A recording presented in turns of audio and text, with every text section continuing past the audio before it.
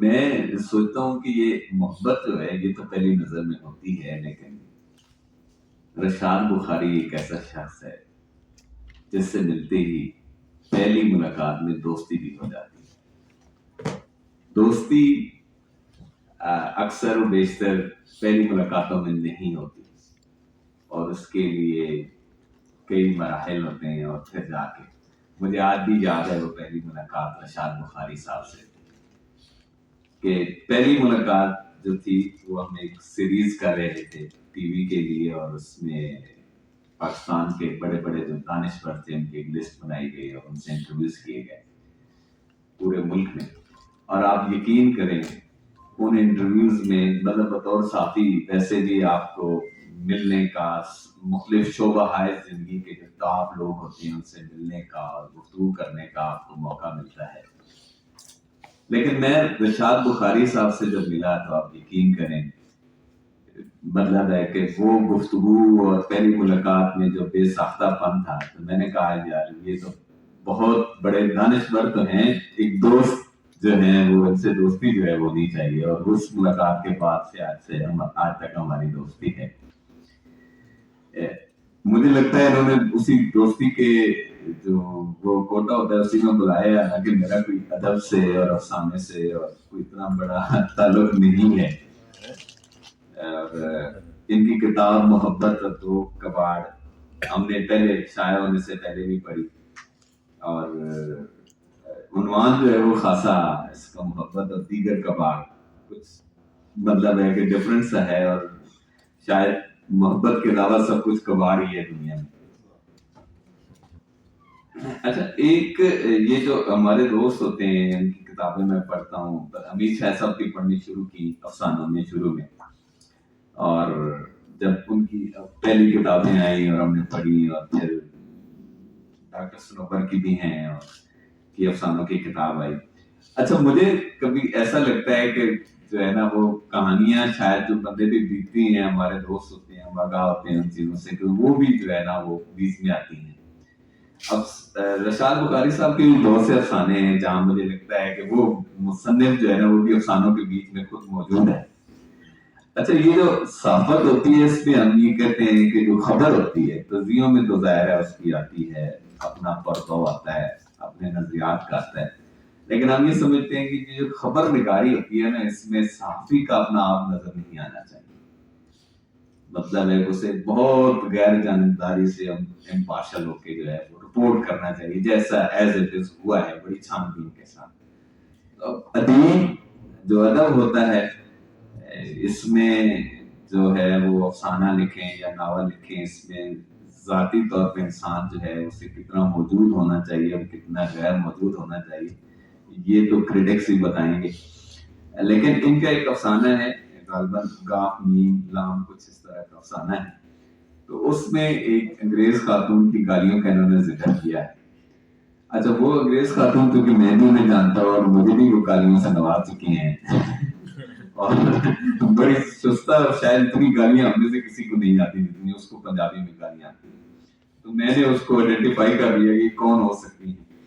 اچھا، اس خاتون کی اپنی کہانی بڑی دلچسپ ہے۔ پاکستان کے بارے میں یا پاکستان کے مخالف شاید پوری دنیا میں تمام، یا اگر ہم امریکیوں کو کریں تو امریکی جو تجزیہ نگار ہیں پورے، انہوں نے شاید مل کے اتنے مضامین اور کتابیں نہیں لکھی ہوں گی جتنی اس ایک خاتون نے پاکستان کے خلاف لکھ دی۔ اچھا، وہ خاتون ایک ایکسچینج پروگرام ہوتا تھا بہت پہلے پاکستان اور امریکہ کا، کہ یہاں سے اسٹوڈنٹس وہاں جایا کرتے تھے اور وہاں سے کچھ اسٹوڈنٹس یہاں آیا کرتے تھے۔ اس خاتون کی تعلیم جو ہے وہ لاہور میں چونکہ گزری، اور اسے ہمارے ایک دوست ہیں وہ بھی پنجابی ادب کا بڑا نام ہے، ان سے عشق ہو گیا، وہ شادی کے انہیں لانے لگاتے رہے لیکن آخری دن وہ دوڑ گئے۔ تو میں اکثر انہیں کہتا ہوں کہ اگر آپ نہ دوڑتے تو پاکستان کو کم از کم انہیں آج تک اس خاتون کو نہ بھگتنا پڑتا، وہ آپ کی مخالفت میں نہ پورے قوم کو رگڑا لگا رہی ہیں پچھلے 30 سالوں سے۔ وہ آج کل جارج ٹاؤن یونیورسٹی میں پڑھاتی ہیں، کرسٹین سی فیئر، اور بہت بڑی کئی کتابوں کی مصنف ہے۔ تو بات جو ہے وہ کہاں سے کہاں نکل گئی۔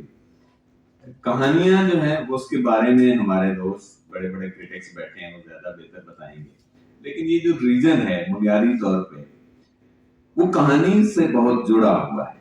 اس کی جو اساطیری ادب ہے وہ بھی سارا کہانیوں میں ہے، اور کہانی جو ہے وہ اس مٹی کا حصہ ہے. اور میں یہ سمجھتا ہوں کہ کہانیاں جو ہیں وہ عموماً دو طرح کی ہوتی ہیں، یا ہمارے ساتھی دوست یہاں زیادہ بیٹھے ہیں کچھ، تو کہانی یہ جو ہے نا دو ہی صفحے ہیں. ایک جو فرنٹ پیج ہے وہ ہے عمرا کا، اور پیچھے جو ہے وہ غربا کا، اور بیک پیج جو ہے فقراء کا ہے ہمارے جیسے. تو کہانیاں بھی جو ہے وہ عمرا کی ہوں تو وہ شاہنامے ہوتے ہیں، اور غربا اور مساکین کی ہوں تو افسانے ہوتے ہیں شاید.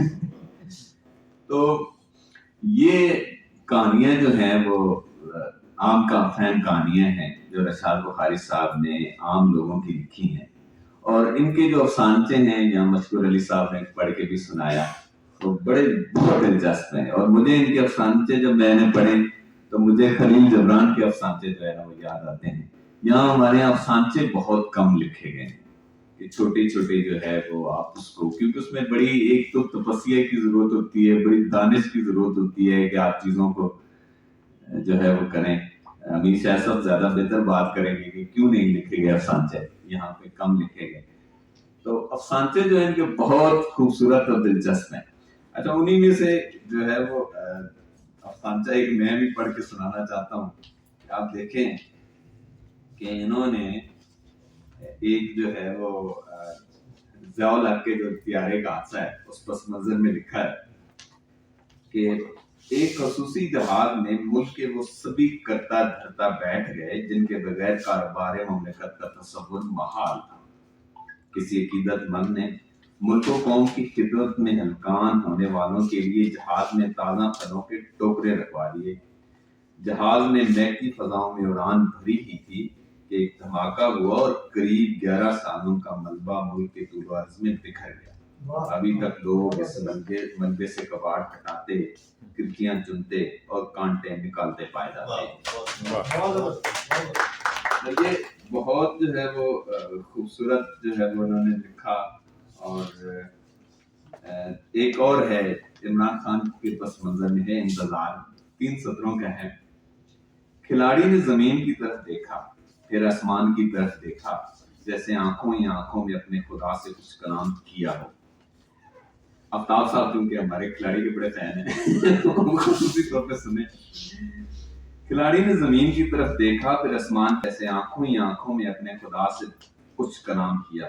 دوڑ لگائی، اچھل کر گیند پھینکی، وکٹ اڑ کر دور جا گری. تماشائیوں نے آسمان سر پر اٹھا لیا.